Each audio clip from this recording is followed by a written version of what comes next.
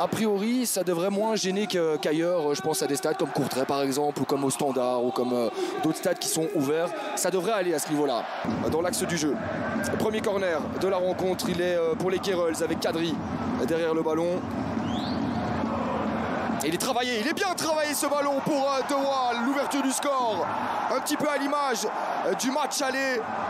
Les Kerels qui font la différence, qui débloquent cette rencontre après 4 minutes de jeu seulement sur le but de l'ancien joueur du Standard qui fait évidemment son deuxième passage à Courtrai et qui fait surtout son premier but de la saison. Il est beau, de la tête, encore.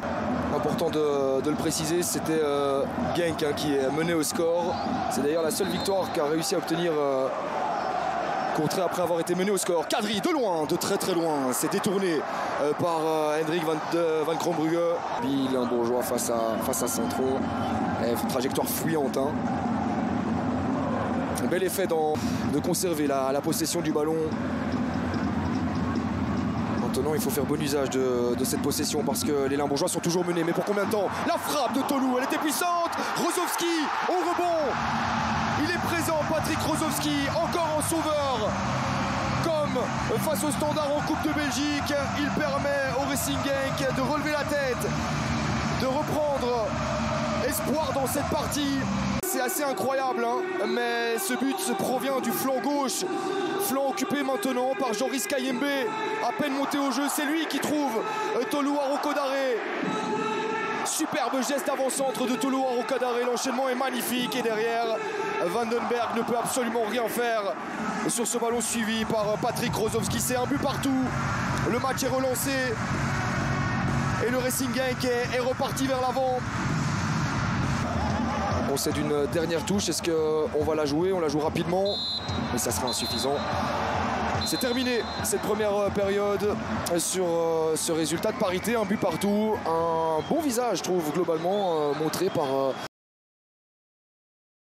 au stade des Éperons d'Or. Ça peut peut-être avoir un impact dans la suite de cette rencontre. Attention avec Louadi pour un premier centre. Rozovski, encore le rebond qui arrive dans les pieds de Patrick Rozovski du club de Courtrai.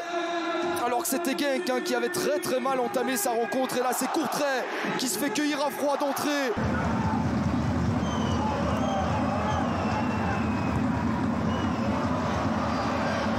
Il est bon ce ballon. Attention, avec encore du danger apporté dans le rectangle de Vandenberg.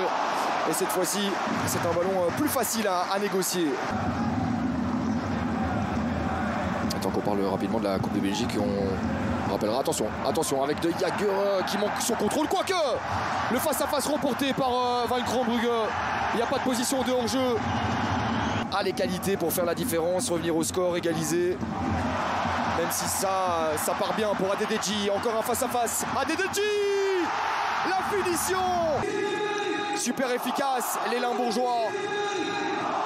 Courtrai a laissé passer sa chance. Mais Satou est remplacé, c'est logique. Il avait vraiment du mal physiquement. Et Ferry a tout donné. Pour les troupes de Thorsten Fink. Un très très gros programme pour finir l'année 2024. On évoquera juste après parce que O peut-être armer déjà une première tentative depuis sa montée au jeu. Premier ballon touché. Ça a été écarté, détourné par Vandenberg en corner.